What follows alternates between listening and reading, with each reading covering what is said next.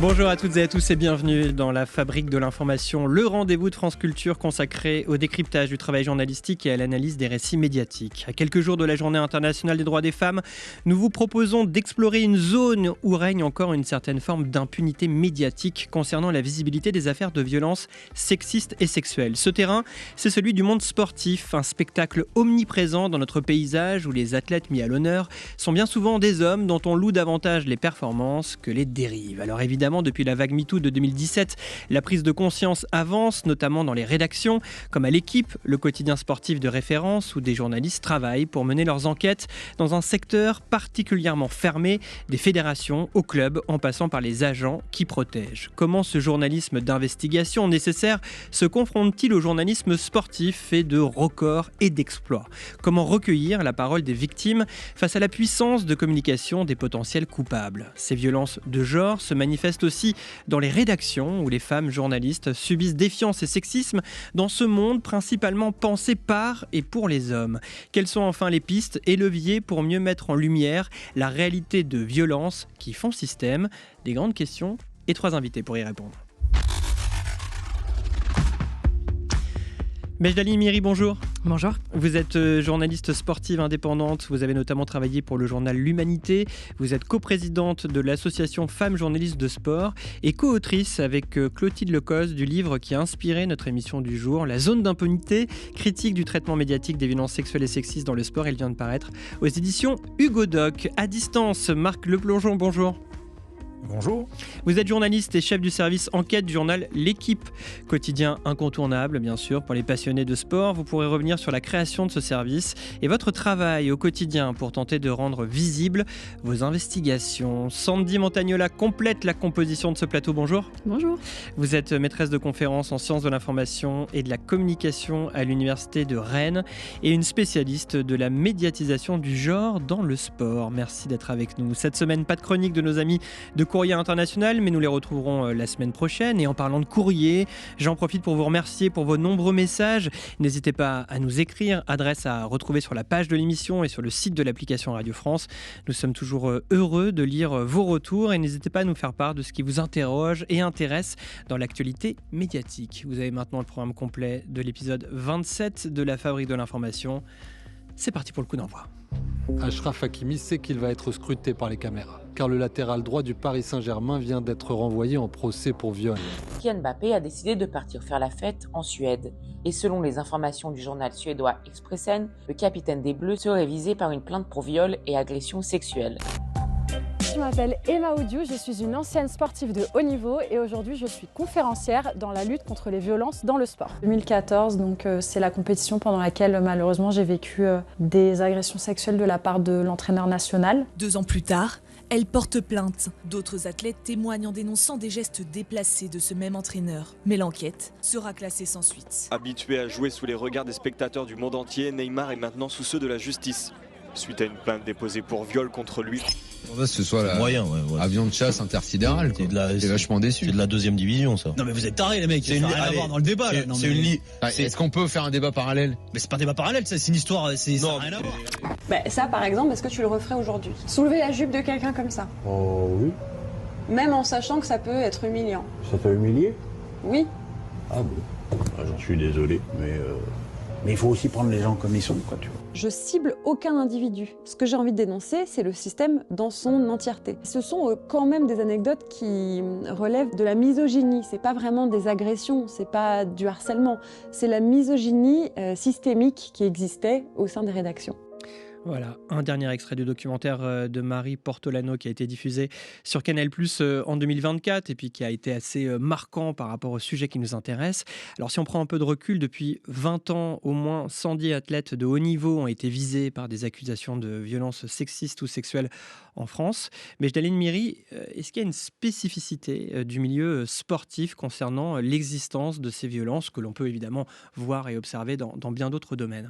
Alors je précise que nous, on a particulièrement particulièrement recherché ce qui était relatif aux athlètes de haut niveau. Mais de manière générale, oui, avec la prise de parole de Sarah Abitbol en janvier 2020, en fait, on s'est rendu compte que le milieu du sport, au lieu d'être un milieu lié aux valeurs de dépassement de soi, de solidarité, de respect de l'adversaire, etc., il y avait aussi beaucoup de violence qui s'y exerçait. En fait, quand on regarde l'histoire du sport, c'est un milieu qui a vraiment été créé par les hommes, pour célébrer la virilité. En fait, c'est même très étonnant qu'on ait mis autant de temps à s'en rendre compte. Il y a des femmes qui ont pris la parole il y a déjà quelques années de ça. Je pense à Isabelle Demongeot, à Catherine Moyon-Debec, qui n'ont pas été écoutées il y a 25 ans, il y a 30 ans. Et maintenant, heureusement, on écoute un petit peu plus les femmes quand elles parlent des violences qu'elles ont subies dans le milieu sportif ou des enfants de manière générale. Pour autant, quand c'est un athlète reconnu, la tâche se complique.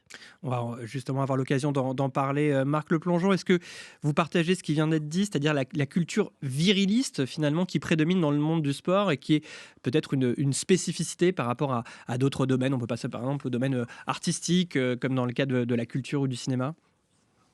Alors bien sûr, cette culture est absolument indéniable dans le milieu du sport. Cela dit, il y a d'autres problèmes qui se posent avec des répercussions qui sont identiques dans les milieux du cinéma ou de l'art. Cela dit, quand on lit le livre de ma consoeur, c'est un livre qui fait mal.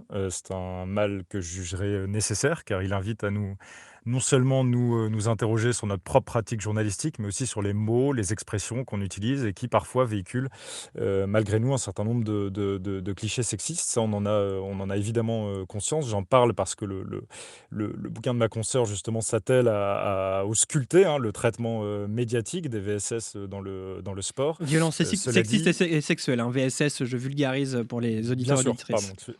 Excusez-moi, mais cela dit, il faut aussi ne pas s'éloigner, ne pas tirer des conclusions de tout ça. C'est-à-dire que la conclusion pour moi qui s'impose ces dernières années, c'est que les médias s'emparent très largement de cette question, à l'équipe également, et on multiplie les enquêtes depuis un certain nombre d'années sur les violences sexistes et sexuelles. On leur donne de la visibilité, c'est-à-dire non seulement sur le site internet de l'équipe, mais aussi dans nos pages.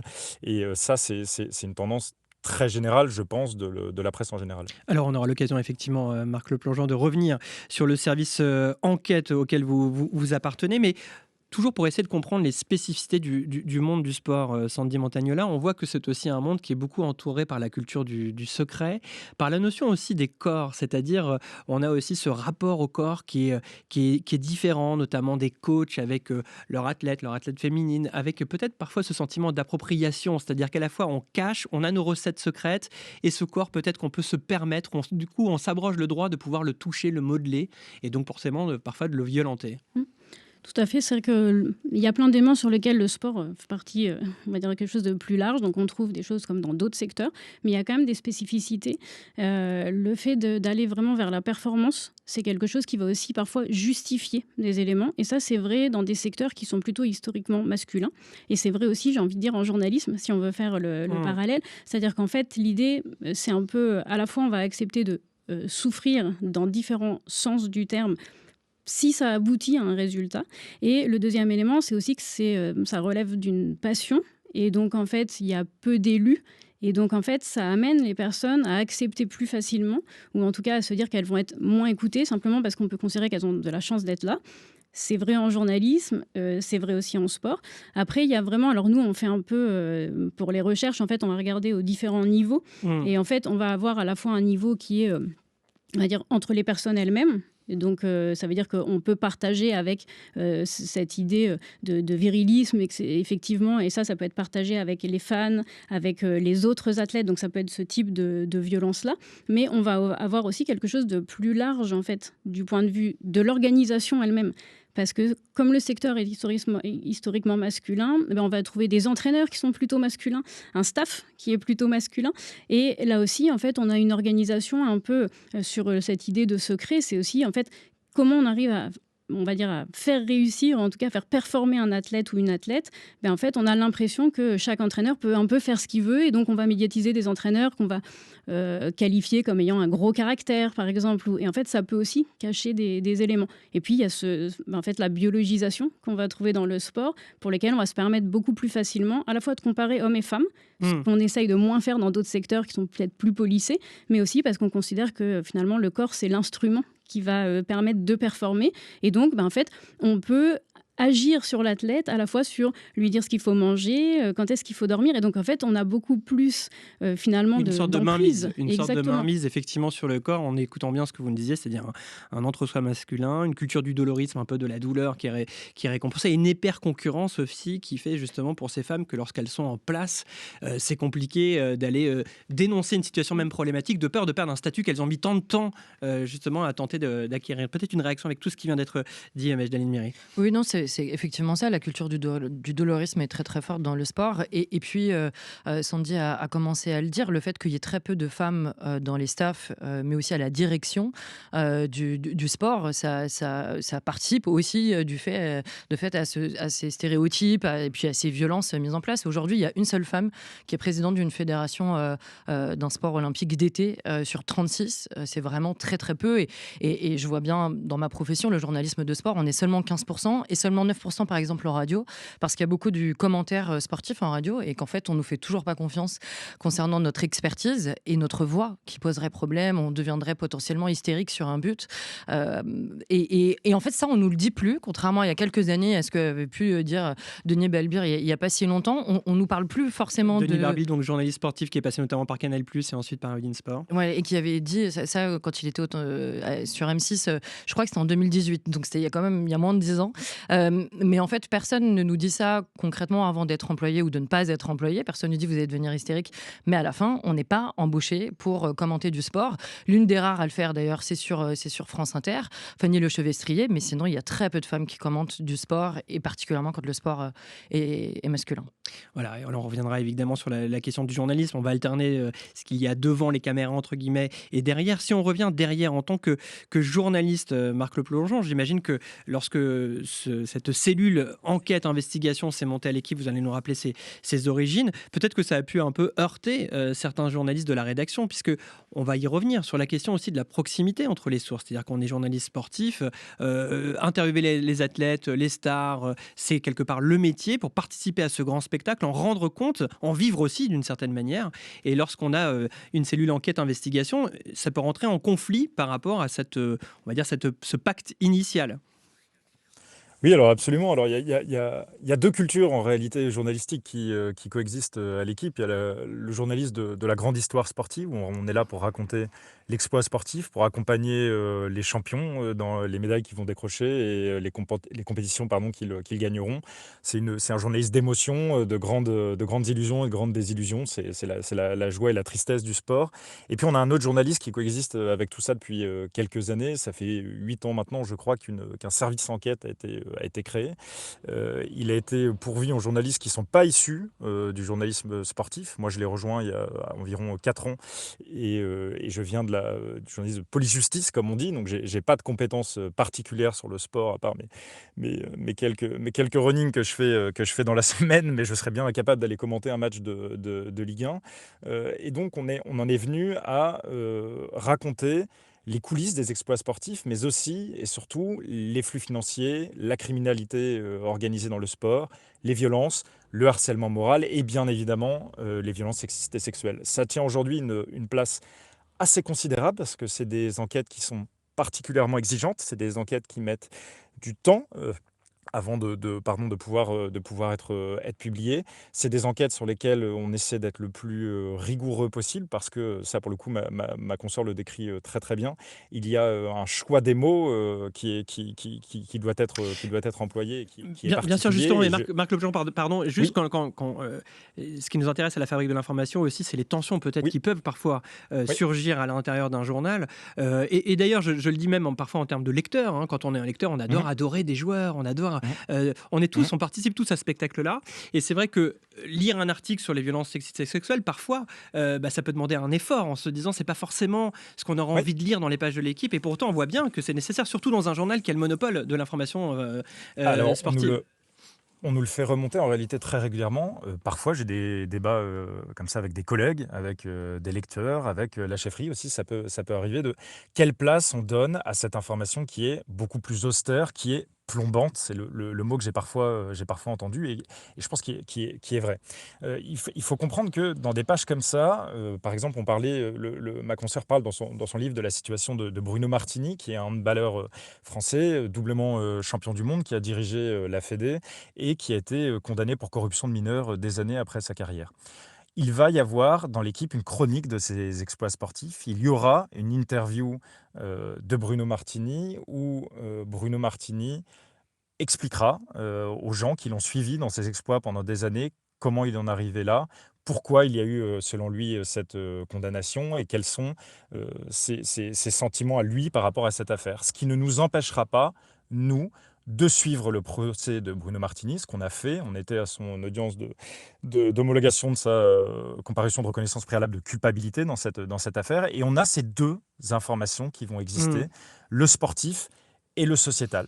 Je pense que quand on est l'équipe, on ne peut pas faire l'un sans faire l'autre. Maintenant, c'est à notre position, dans notre rôle, de pouvoir expliciter tout ça à nos lecteurs et de le faire dans la plus grande transparence possible. C'est pas toujours évident et c'est pas toujours facile de faire coexister l'intérêt sportif et l'intérêt de ces violences qui émaillent le milieu du sport et toute la société. Mejdaline Miri, vous qui avez donc analysé les médias dans le cadre de ce livre dont j'ai rappelé tout à l'heure le titre, La zone d'impunité, comment vous avez analysé cette tension dont on vient de parler ? En fait, on s'est rendu compte que les violences n'étaient pas du tout traitées de la même manière quand c'était une athlète femme qui les dénonçait et que c'était potentiellement un entraîneur pas connu, pas spécialement aimé, en tout cas du grand public parce que, inconnu. Quand c'était une athlète femme qui les dénonçait, là, on tendait le micro facilement, on écoutait et il y avait relativement peu de conditionnel. Sa parole était prise comme telle. À l'inverse, quand c'est un athlète homme qui est potentiellement accusé d'être l'agresseur, eh bien, à ce moment-là, il y a toute une série de mécanismes qui se mettent en place et on a remarqué des problèmes récurrents qui sont relatifs à la minimisation de ce qu'il a pu faire, le soupçon sur la parole de la plaignante, est-ce qu'elle veut de l'argent, qu'est-ce qu'elle cherche en portant plainte pour viol, par exemple. On glorifie la carrière sportive de l'athlète et surtout, parmi les choses qu'on a noté systématiquement, c'est que justement il y a une absence d'analyse systémique. On parle jamais de culture du viol dans les rédactions de sport, on parle jamais de la société patriarcale et pourtant on est tous complètement pris par ces biais-là. Et c'est comme ça qu'on choisit les mots dont on parle et en fait on s'est rendu compte que il y avait des mots qui ne convenaient pas dans la manière dont on parlait des violences du genre gestes déplacés, affaires extrasportives et en fait c'est des mots valises dans lesquels il y a un grand flou qui est entretenu et c'est ça qu'on a appelé la zone d'impunité. C'est cet espace où finalement on ne définit plus les violences et où les athlètes font à peu près ce qu'ils veulent. On ne sait plus trop bien exactement ce qu'ils ont fait et ce de quoi ils sont accusés. Et à la fin, on n'est pas bien sûr qu'ils soient coupables. Sandy Montagnela, vous partagez justement ce constat, quelque part cette défiance un peu systématique que l'on peut avoir par rapport à la parole de la victime, surtout lorsque vous venez de le rappeler, cette victime est une victime entre guillemets qui n'est pas connue. Il n'y a pas l'aspect notoriété sur lequel on peut s'appuyer, notamment avec une athlète féminine. Tout à fait, je pense que c'est intéressant si on prend un peu de recul sur les recherches qu'on peut avoir donc de façon plus générale sur des corpus beaucoup plus gros et pas limité à finalement une affaire. Ce qu'on voit, c'est qu'en fait, ça vient se cumuler. Et en fait, à chaque fois qu'il y a une nouvelle affaire, au lieu d'avoir une vision qui serait une vision plus générale d'un problème, qui est un problème lié à la question des violences de genre, donc spécifiquement lié au fait qu'il y ait un homme et une femme, et donc des rapports de pouvoir entre les deux dans un secteur qui est celui dans lequel on attend que les personnes performent. Mais en fait, on passe à côté de cet élément-là. Et finalement, ce que montrent les recherches, c'est qu'on est sur à la fois une individualisation, donc on va aller plutôt, et je pense que ça tient au fonctionnement économique dont on parlait avant, c'est-à-dire en gros si on repart de la notion d'audience, si les médias se disent en fait il va y avoir un public pour ces questions-là, mais uniquement si on le traite sous un angle un peu fait divers, ou un peu plus sensationnaliste. Donc en fait, l'individualisation, c'est que on va donner des détails. Parce qu'en fait, on revient ici sur une notion qui est celle des célébrités, en fait, des athlètes. Et c'est pour ça qu'il y a aussi des différences de traitement si les sportifs sont connus ou pas, ou si les personnalités qui sont impliquées sont connues. Et ce que ça amène finalement ici, cette individualisation, c'est qu'on va invisibiliser les causes. C'est-à-dire qu'il y a toujours cette idée que ce ne serait pas spécifique au genre, ce serait spécifique à un caractère en particulier, à on va dire un contexte, et donc sans venir questionner la place du sport et le silence qu'on peut demander et l'impact qu'il va y avoir sur les carrières. Parce que l'impact est fort, et ça veut dire que prendre la parole dans les médias, c'est aussi un risque pour les athlètes, c'est vrai aussi pour les journalistes, dans le contexte très concurrentiel dont on parlait tout à l'heure. Marc Leplongeon, par rapport à ce qui vient d'être dit, et c'est vrai que lorsqu'on lit différents papiers dans la presse sportive qui essayent de relater les affaires qui concernent les joueurs, on sent qu'il y a un difficile recueil de la parole des victimes contre, par exemple, la parole de l'entourage. On voit beaucoup de déclarations de l'entourage des joueurs où on essaie d'expliquer que il a une personnalité un peu comme ça, qu'il est un peu, qui reste attachant, naturel, authentique. Est-ce que vous êtes, j'imagine, vigilant, vous, encore une fois, dans ce service enquête, à replacer très justement la parole de la victime qui ne se retrouve pas potentiellement noyée par celle de l'entourage, qui est toujours prompte d'ailleurs à parler? Oui, alors il faut effectivement faire une distinction assez forte entre les affaires qui mettent en cause des célébrités et les affaires qui mettent en cause des personnalités dont personne n'a jamais entendu parler. Il y a 2 points là-dessus. À l'équipe, on traite les 2. On s'est demandé à un moment, et c'est des débats qu'on a encore au quotidien, au vu de l'afflux d'affaires qui nous remontent dans les services, si on doit tout traiter, si on doit se contenter de traiter les affaires qui mettent en cause des personnes connues ou pas. Mon point de vue, moi là-dedans, c'est qu'il faut en traiter le maximum avec des angles différents, qu'il faut traiter des affaires en fonction de la pluralité de victimes, en fonction d'un mode opératoire différent, en fonction d'une nouvelle interprétation jurisprudentielle sur la notion d'emprise, sur la notion d'agression sexuelle. Donc on essaie d'avoir le scope déjà le plus large possible pour justement essayer d'avoir un traitement un peu plus systémique et un peu moins individuel de chaque situation. Ensuite, c'est évident, quand on parle d'une affaire, quand on écrit sur une affaire qui met en cause un sportif très connu, on est extrêmement vigilant. Je m'explique, je pense que quand des collègues de la presse d'information généraliste traitent des informations de faits de probité publique sur des ministres, ils vont avoir une prudence également dans la manière et le choix des mots. On va rechigner aussi à désigner un certain nombre de faits par des mots, par le viol, par l'agression sexuelle, et c'est là où vont apparaître des mots comme geste inapproprié, comme comportement déplacé. Là-dessus, j'ai pas une doctrine très établie, parce que je considère aussi qu'on n'a pas se substituer à la justice là-dessus. On reste journaliste, et tant que la justice ne qualifie pas ces faits-là d'agression sexuelle ou de viol, c'est pas forcément à nous de le faire. Si je peux me permettre, Marc Leplongeon, mais a priori, c'est il y a une plainte. Donc quand il y a une plainte, cette plainte, elle est qualifiée. Non, mais parfois, si on prend par exemple un exemple concret, prenons l'exemple d'Achraf Hakimi, puisque finalement, on l'a cité au début, c'est un exemple assez actuel, et je pense que là, on peut parler d'une star mondiale même. Bon, là, il s'agit c'est une plainte, c'est une accusation de viol. Là, pour le coup, le mot a été qualifié par la justice. Donc, j'arrive pas à voir pourquoi c'est à vous d'interpréter potentiellement dans vos mots ce qui relève d'un geste inapproprié ou d'un viol. Nous, on n'interprète pas. Ça, je vous donnais la situation dans laquelle, par exemple, on recueille la parole d'une victime qui, elle, nous dit « Moi, je pense avoir vécu un viol », mais il y a aussi plein d'affaires, et parlons de l'affaire Achraf Hakimi, où la partie civile elle-même, dans ses auditions, dira qu'elle n'a pas ressenti les faits comme un viol ou comme une agression sexuelle, et que c'est la police qui a mis ces mots-là.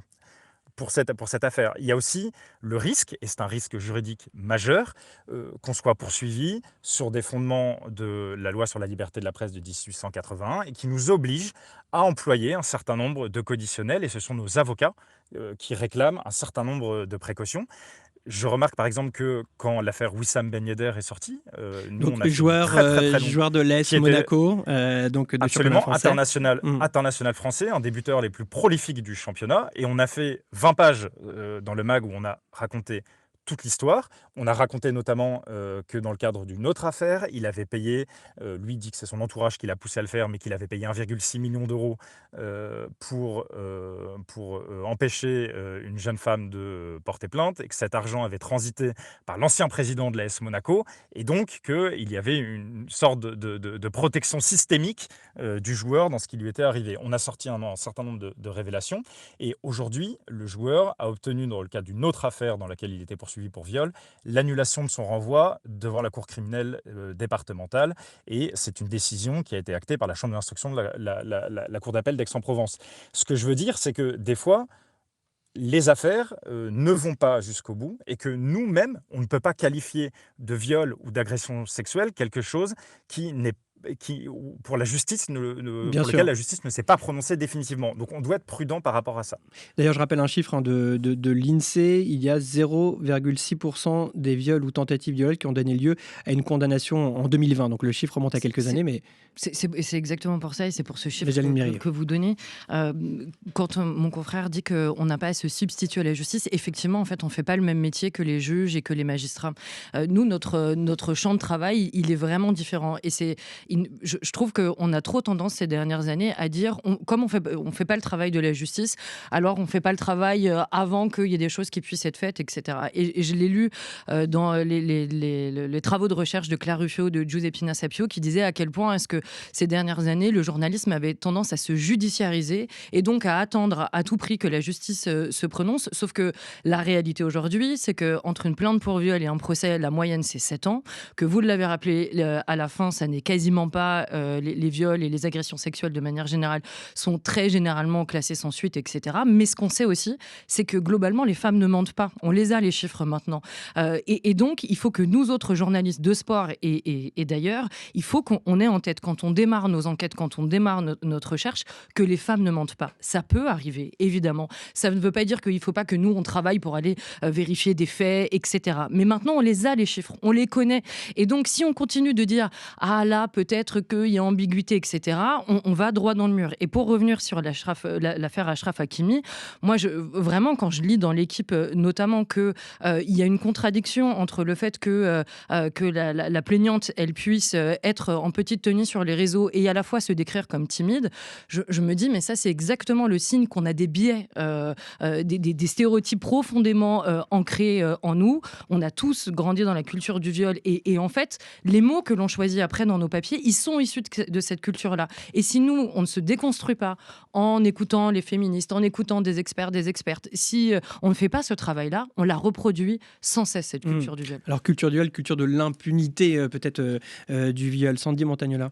Je pense que cette crainte qui était abordée, c'est précisément, ça fait partie du contexte qu'on évoquait tout à l'heure, du sport, parce que dans ces rapports donc genrés dont on parlait, ce qu'on voit, c'est toujours en fait une inégalité très forte entre une personne qui peut être un athlète ou qu'on peut considérer comme une célébrité qui, de fait, va être protégé par une institution qui peut être son club, qui peut être une fédération, qui peut être...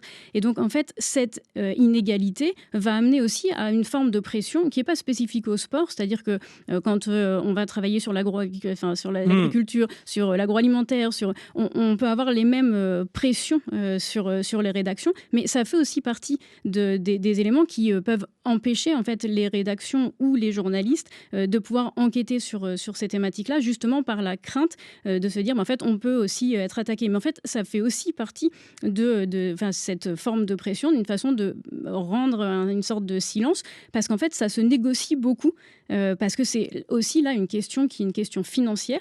Là, Mejdaline a abordé un des éléments qui peut être invoqué sur le caractère des personnes ou leur comportement, mais on a cet élément, mais il y a aussi un autre élément qui est celui financier. C'est-à-dire va peser un soupçon sur les femmes, par exemple, de en fait, est-ce qu'elle fait pas ça pour obtenir de l'argent ?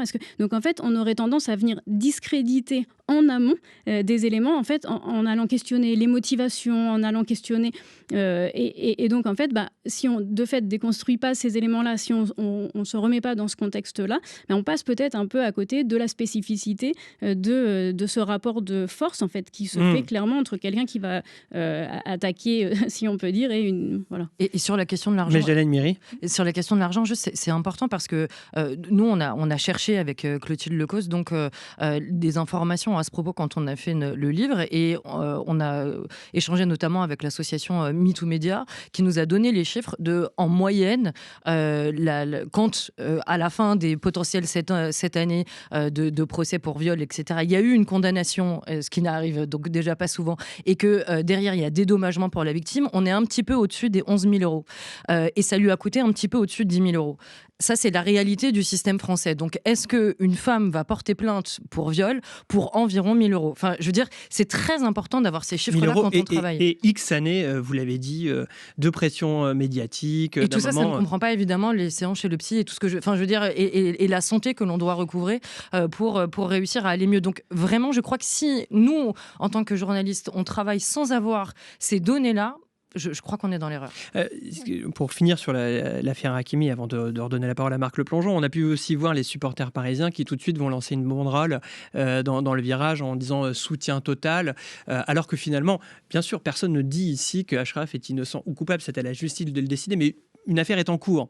Et ce qui est intéressant, c'est de voir que malgré cette affaire qui est en cours, comment finalement la situation est traitée. Alors par les supporters, c'est un soutien total, je dirais un soutien aveugle. Ensuite, dans les pages justement sportives, et ça c'est là où c'est intéressant, Marc Le Plongeon, de le revoir avec vous, c'est-à-dire qu'évidemment que c'est la décision du club de continuer à faire jouer son joueur, alors qu'on peut imaginer que dans d'autres secteurs, on pourrait disqualifier finalement le temps que l'affaire se résolve les performances ou l'activité professionnelle d'un joueur. Alors ça serait très coûteux, hein, c'est très bien qu'une carrière sportive, ça se joue quelques semaines, quelques mois, donc il y aurait un impact financier très important à cela, néanmoins on le remarque. Et j'ai en mémoire aussi l'histoire de Greenwood, donc un attaquant anglais jouant aujourd'hui à l'Olympique de Marseille, qui lui aussi avait eu des histoires et des démêlés avec la justice, notamment avec une plainte de sa femme pour violence conjugale, et qui n'a pas été continué à être sélectionné par son club, à savoir Manchester. Donc l'Angleterre a dit, peu importe en fait que cette affaire aboutit à un non-lieu, moi je décide de ne plus sélectionner mon joueur, et qui a rebondi justement à l'Olympique de Marseille. Et il y a eu ce titre dans le journal L'Équipe qui disait OM Greenwood, l'amour sans condition. Et qui, je trouve, là, est assez révélateur de cet amour, qui serait donc un amour-passion, de cette passion qui l'emporterait sur les faits, comme si on avait ce droit de ne plus, d'avoir ce sentiment d'impunité qui naît justement d'une passion débordante. Qu'est-ce que vous pouvez nous en dire, Marc Le Plongeon ? Alors, il y a différentes situations.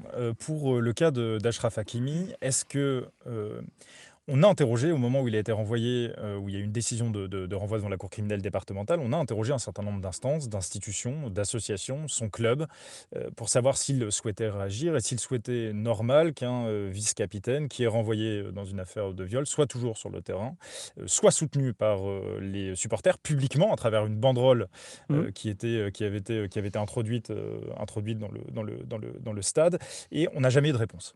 On n'a eu que des pas de commentaires ou des commentaires en privé de soutien aux joueurs. Est-ce que, du coup, ça doit interdire aux journalistes de l'équipe qui couvre l'événement sportif de jauger de la prestation du joueur sur le terrain à partir du moment où il joue? J'en doute. Dans le cas de Mason Greenwood, ce sont des faits, et là, il y a un cynisme qui est encore un peu plus fort, puisque l'Olympique de Marseille, quand il est allé recruter Mason Greenwood, il l'a justement recruté parce que sa valeur avait été dépréciée à la suite de cette affaire. Et qu'il devenait accessible. Il devenait accessible pour l'Anvers. Il devenait accessible. En revanche, je crois qu'il bénéficie d'une faible visibilité dans la presse. Je crois, mais mes collègues me détromperont peut-être, mais il me semble que le service foot de l'équipe n'a jamais sollicité Mason Greenwood pour une interview. Ce qui signifie bien qu'il n'y a pas une recherche de donner déjà de la visibilité à ce joueur qui a eu en Angleterre une affaire de violence conjugale. Même si l'amour sans condition, vous comprenez que ce titre a pu choquer quand même, Marc Le Plongeon. Ah, mais c'était il vous choque peut-être vous aussi d'ailleurs. Qui était choquant, et je crois même d'ailleurs qu'on s'en est excusé dès le lendemain, et que c'était une expression qui était extrêmement maladroite. Et je pense d'ailleurs que c'est là où le livre de ma consoeur sonne juste, c'est qu'il ne cherche pas à jeter des anathèmes sur les journalistes, à les accuser. Au contraire, il démontre aussi que on peut se tromper, qu'on peut véhiculer aussi des expressions bien malgré nous, et que la première façon de faire avancer les choses, c'est aussi de s'en rendre compte et de s'en excuser. Je tiens à rebondir là-dessus sur la situation aussi d'Achraf Hakimi, mais de plein d'autres sportifs célèbres.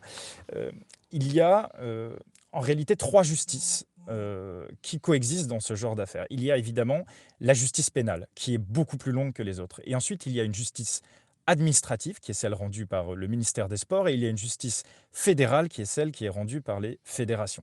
C'est-à-dire que quand on a une affaire de violence sexiste et sexuelle, ou d'ailleurs une toute autre affaire, il peut y avoir une enquête pénale, et derrière, il peut y avoir des mesures conservatoires qui vont être prises par une fédération ou par une ligue, et qui vont par exemple consister à suspendre 6 mois tel encadrant, tel sportif de ses fonctions. Mais en fait, la justice pénale est tellement longue à passer que très souvent, l'affaire continue, le joueur, l'encadrant, le coach, le président de club va reprendre ses fonctions alors même que l'enquête est encore en cours.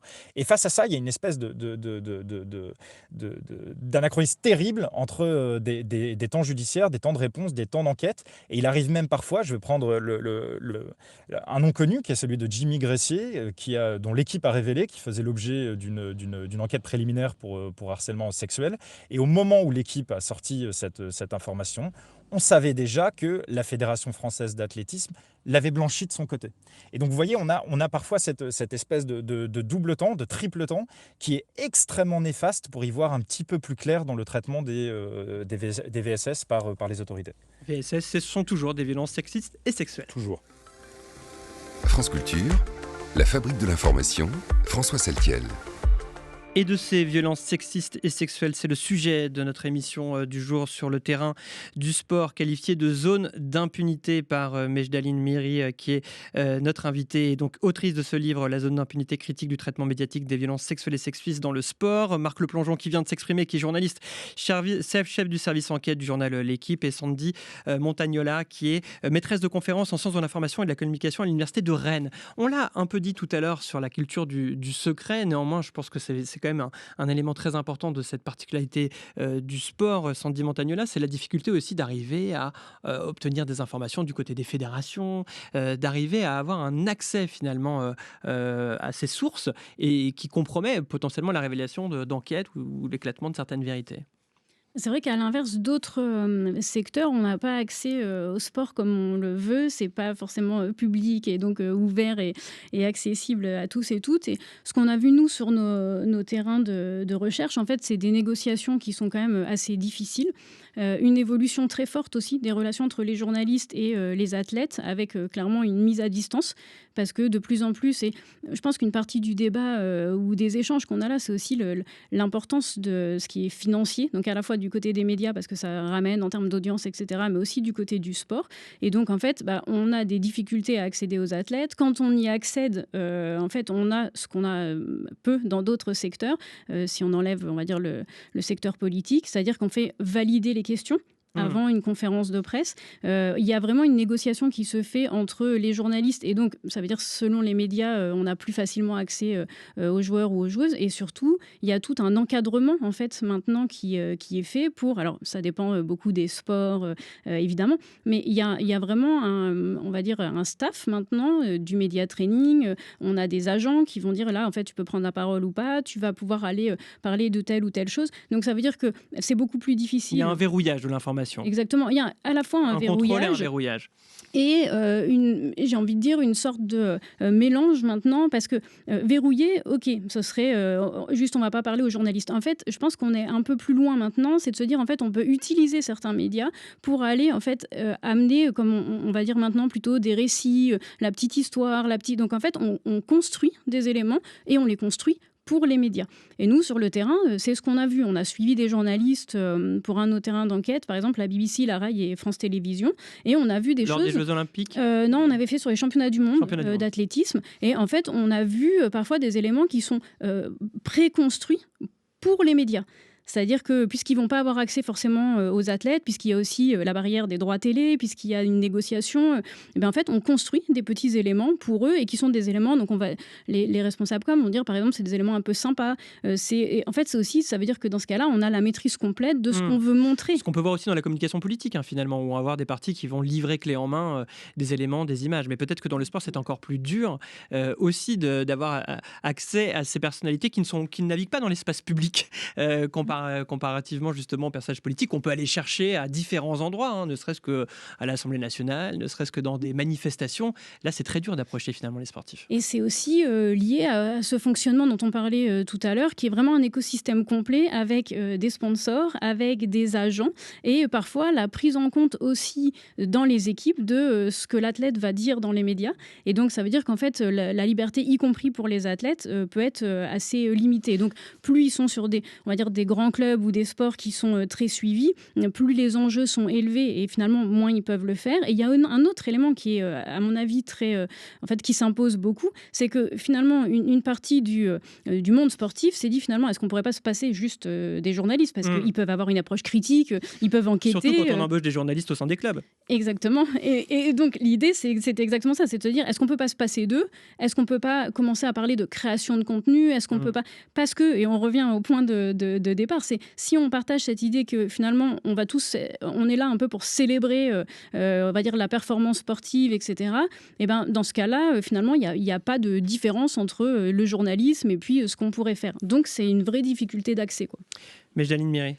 Oui, je voudrais rebondir sur plusieurs choses que mon confrère a dit, parce que je crois que c'est vraiment des questions qui sont posées à notre profession. Quand est-ce qu'on parle des violences des athlètes? Parce que nous, puisqu'on fait régulièrement des comptes rendus de match, ce genre de choses-là, est-ce que c'est la place, par exemple, pour parler des violences d'un athlète accusé? Je crois pas, j'ai pas l'impression. Il faut qu'on ait cette discussion peut-être plus globalement. On parlait, pardon, je vous interromps 2 secondes, de rappeler à chaque fois que l'on cite, par exemple, pourquoi pas aujourd'hui Achraf Hakimi, un petit astérix en disant le joueur fait l'objet de... Voilà, ça, typiquement, c'est des questions qu'il faut qu'on se pose, je dirais de manière plus presque officielle, globale. Et une sorte de charte, en fait. Exactement, et qu'on rende ça public. Ça, je crois que c'est important de se poser cette question-là, mais on peut décider que non.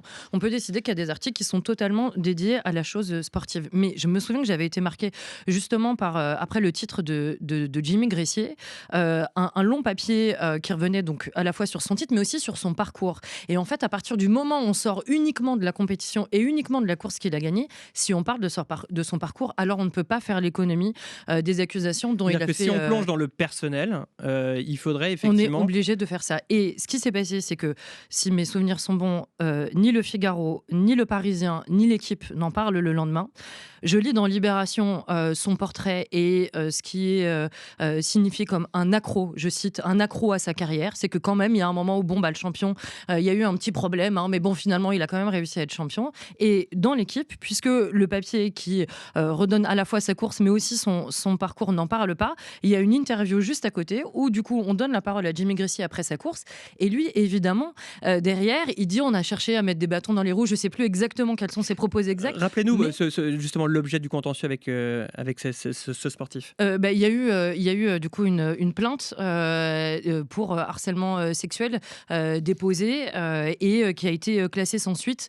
Voilà, l'histoire en est à peu près là. Mais ce que je voulais dire, c'est que du coup, puisque nous on ne fait pas notre boulot de rappeler qu'il y a eu que c'est ce qui s'est passé dans son parcours, et ben lui il peut se réapproprier son récit et dire on a cherché à mettre des bâtons dans les roues, mais regardez, je triomphe toujours. Et en fait, quand je cite ce papier de Gressier, mais on n'a même pas eu le temps de le mettre dans le livre parce qu'à ce moment-là, on avait déjà assez d'exemples. On a vu que c'était passé exactement la même chose pour Alexander Zverev, exactement la même chose. Le joueur de tennis, pardon. Lui aussi avec une affaire judiciaire liée à des plaintes de sa femme. De son ex-conjointe. En fait, il y a deux femmes qui ont partagé sa vie qui parlent d'étranglement.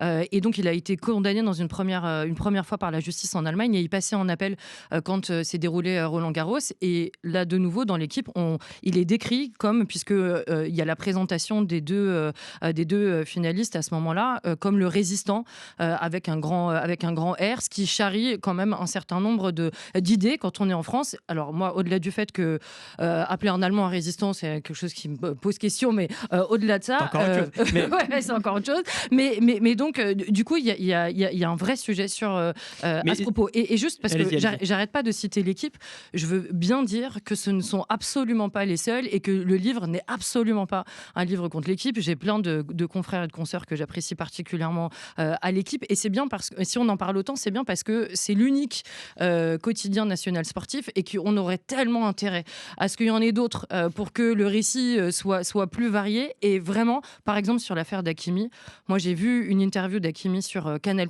où on lui a parlé des accusations de viol, entre le fait qu'il déteste l'injustice et du coup qu'il détestait l'injustice dans l'arbitrage et son amour pour sa maman. Et c'est entre ces deux sujets-là qu'il a pu parler des accusations de viol, ce qui moi me semblait terrible à ce moment-là. Avant de redonner la parole à Marc Leplanjon qui représente l'équipe, après rien n'empêche aussi la presse généraliste de s'intéresser à ces sujets-là, parce qu'on parle effectivement de l'équipe, mais comme on est sur largement de l'extra-sportif... Par exemple, l'a fait sur l'affaire Hakimi, leur papier était parfait. Voilà, donc on pourrait aussi compter sur la presse généraliste pour traiter de ces affaires-là. Ça pourrait aussi faire partie de leur devoir d'informer. Marc Leplanjon. Oui, moi déjà je voudrais rappeler, parce qu'on parle beaucoup de l'équipe et c'est bien naturel parce qu'on est quasiment en situation de monopole dans le paysage sportif français. Et je voudrais rappeler quand même qu'on ne doit pas oublier qu'on traite énormément d'affaires de VSS dans le sport à tous les niveaux et que c'est un travail qui occupe plusieurs journalistes dans cette rédaction, qu'on en discute énormément et qu'on donne une très très large visibilité à ce sujet et de plus en plus, et que c'est un combat quotidien. Je voudrais juste rappeler ça au passage. Je voudrais revenir un très bref instant sur l'affaire Jimmy Gressier. Juste un Marc Leplanjon, puisque avant de revenir sur cette affaire-là, puisque vous êtes sur justement le rôle de l'équipe, vous pouvez peut-être aussi parler des formations qui existent, j'imagine, à l'intérieur de votre journal, pour essayer de sensibiliser les journalistes, pour essayer de déconstruire cette culture dont on parlait tout à l'heure. J'imagine que tout ça, je crois aussi qu'il y a des journalistes, femmes qui se sont organisées au sein du journal pour essayer de mieux mettre en lumière ces affaires-là. Oui, absolument. Il y a un collectif, alors pas que de femmes, avec des hommes également, qui s'est monté il y a quelques années, qui est un collectif de lutte, comité éditorial de lutte contre les stéréotypes de genre. On me dit qu'il y a peu de femmes ici, mais Daline Miri me dit qu'il y a peu d'hommes dans ce collectif. Ouais, si mes informations sont bonnes, je crois qu'ils sont 3 et qu'il y a une bonne douzaine de femmes. J'en connais au moins qui est dans mon service, c'est pour ça que je me permets de le préciser. Cela dit, oui, c'est un collectif majoritairement féminin, il n'y a pas de doute là-dessus. Mais je pense que c'est un combat qui est partagé par beaucoup de personnes et de journalistes hommes dans cette rédaction. Et c'est un collectif qui chasse effectivement un certain nombre de clichés sexistes, qui met sur la table un certain nombre de débats qui touchent à la visibilité des femmes dans le sport. Et c'est un débat qui est très très sain. Je rappelle que le journal L'Équipe est un journal qui est très très très majoritairement lu par des hommes, qui est très majoritairement écrit par des hommes, que tout cela change, qu'on essaie de faire changer cela, et que c'est comme dans toute la société, on a des hommes blancs de 60 ans qui doivent coexister avec des jeunes qui sont beaucoup plus formés et beaucoup mieux sensibilisés à ces questions-là, et que moi j'estime qu'il faut pouvoir mettre tout le monde autour d'une table sans jeter d'anathème et discuter des pratiques des uns et des autres avec des journalistes qui sont plus militants que d'autres et d'autres qui sont d'une tradition beaucoup plus froide et beaucoup plus factuelle dans leur manière de faire le récit médiatique. Je sais pas, Marc Leplanjon, je ne sais pas si c'est une question de militantisme en l'occurrence, c'est plutôt une question de prise de conscience sur une réalité qui a effectivement un temps été oubliée. Mais puisque vous abordez justement la question de la sous-représentation des femmes dans le milieu sportif, ce qui est le cas à l'Équipe comme dans beaucoup d'autres médias concernant le sport, on peut revenir un instant sur l'acte et la décision d'une journaliste sportive, Vanessa Lemoyne, qui a décidé de mettre fin à sa carrière suite à une grande vague de cyberharcèlement. On écoute justement Léa Salamé en parler avec Ophélie Meunier sur le plateau de Quelle Époque.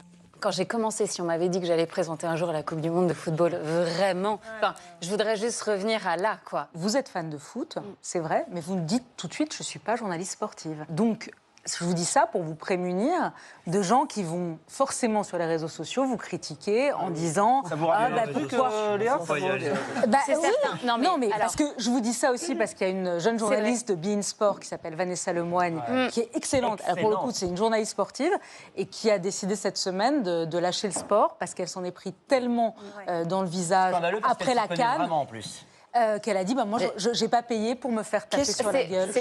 Voilà, Sandy Montagnola, peut-être une réaction par rapport à ce parcours de Vanessa Lemoyne, effectivement, qui est une des rares, finalement, journalistes femmes sportives à faire de l'antenne, à être très visible, qui a décidé, elle, de claquer la porte. Alors, vous le disiez tout à l'heure, il y a parfois tellement de concurrence que les femmes dans le sport hésitent, finalement, à tout abandonner. Là, il semblerait que ça a été trop fort, trop dur, et qu'elle a décidé de mettre fin à sa carrière dans le domaine sportif. C'est vrai qu'on a beaucoup de difficultés pour les femmes et de sorties aussi de carrière alors qu'elles sont déjà moins nombreuses. Ce qui est important, c'est que, on va dire, du côté des médias, on avait un secteur qui était masculin, qui s'est féminisé assez largement. Et en sport, ça s'est pas fait. Là, en fait, on n'a pas suivi le processus de féminisation. Et c'est intéressant parce que ça nous permet de comprendre une chose qui est... On a l'impression que ça va en fait arriver comme ça dans le temps. En fait, petit à petit, on va féminiser. En fait, c'est pas ce qui est en train de se passer. Et les recherches, en fait, l'analyse vraiment comme des résistances très fortes au sein de ces rédactions de pouvoir féminiser.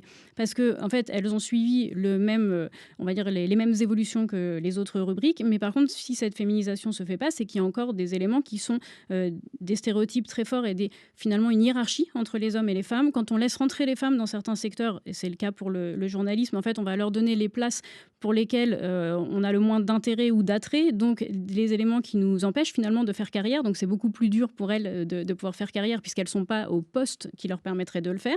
Elles subissent beaucoup plus facilement de cyberharcèlement et donc c'était aussi le cas pour Vanessa Lemoyne qui peut amener ici des personnes à se dire au bout d'un moment, en fait, ça va devenir trop lourd. On sait aussi que les femmes en sport sont parmi les plus précaires. Donc ça veut dire que là aussi, en fait, ça pousse à des sorties de carrière. Elles ont des carrières qui sont plus discontinues, donc plus souvent pigistes.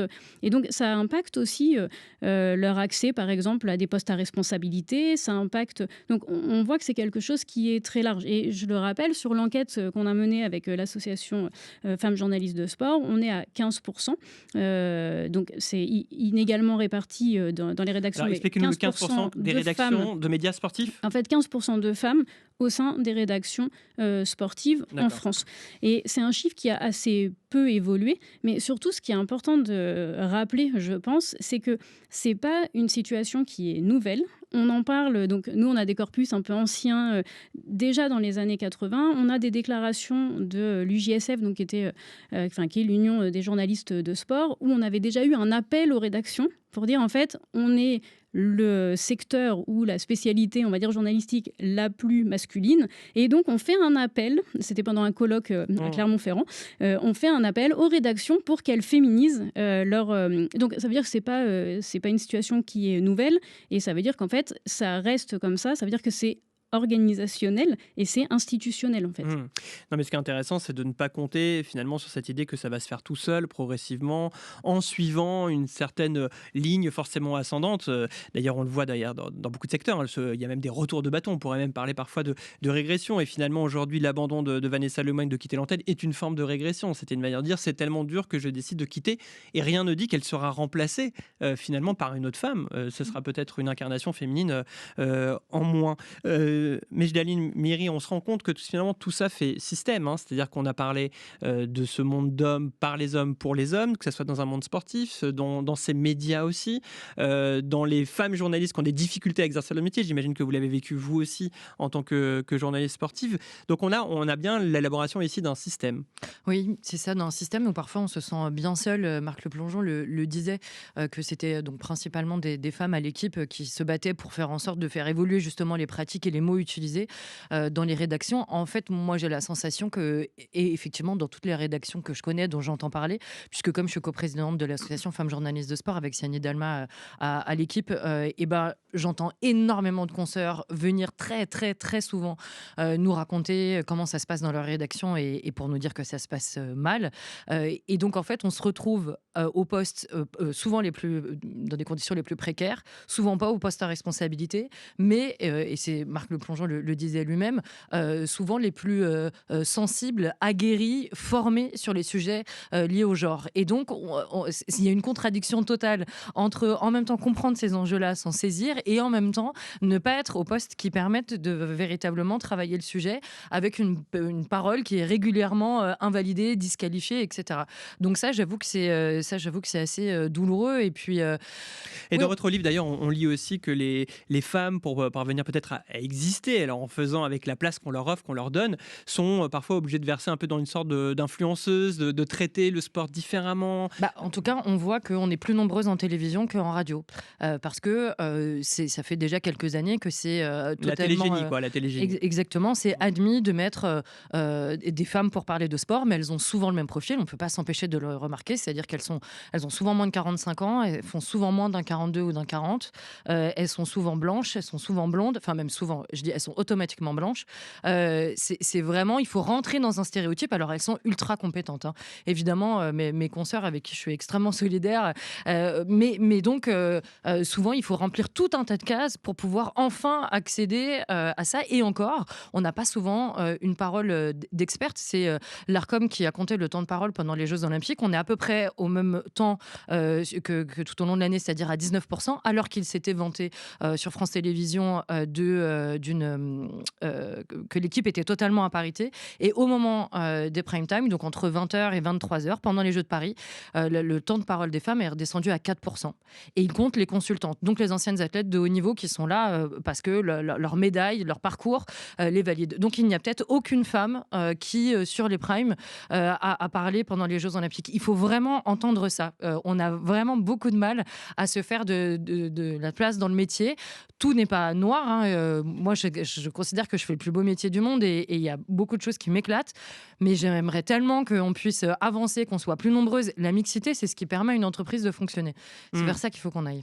C'est sûr que la mixité est encore loin d'être aujourd'hui un objectif à portée de main, même si, puisqu'on parlait encore de football, on peut penser à leur boulot, qui est sur Canal+, qui représente en plus avec la compétence d'une ancienne sportive. Marc Le Plongeon, puisqu'on parle de système, tout cela passe aussi par la sous-représentation aussi du sport féminin dans les médias et a fortiori dans le vôtre, puisque vous l'avez dit, vous êtes quasiment le seul média, le seul quotidien sportif aujourd'hui français. D'ailleurs, j'en profite pour dire que vous fêtez vos 80 ans.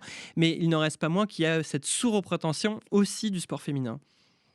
Ah oui, c'est une certitude, hein. On ne va pas se mentir, quand on tourne les pages, il est quand même beaucoup question de sport masculin. Maintenant, c'est des débats qui ont lieu tous les jours en conférence de rédaction à l'équipe, où on essaie d'injecter dans nos pages le plus possible de compétitions internationales féminines dans toutes les disciplines. Alors, il y a des disciplines qui ont plus de visibilité que d'autres, mais c'est en tout cas le cas. Les choses changent. Moi, j'ai l'impression qu'il y a des débats qui ont lieu absolument tous les jours chez nous sur ce point-là. Et après, il y a des contingences qui se posent.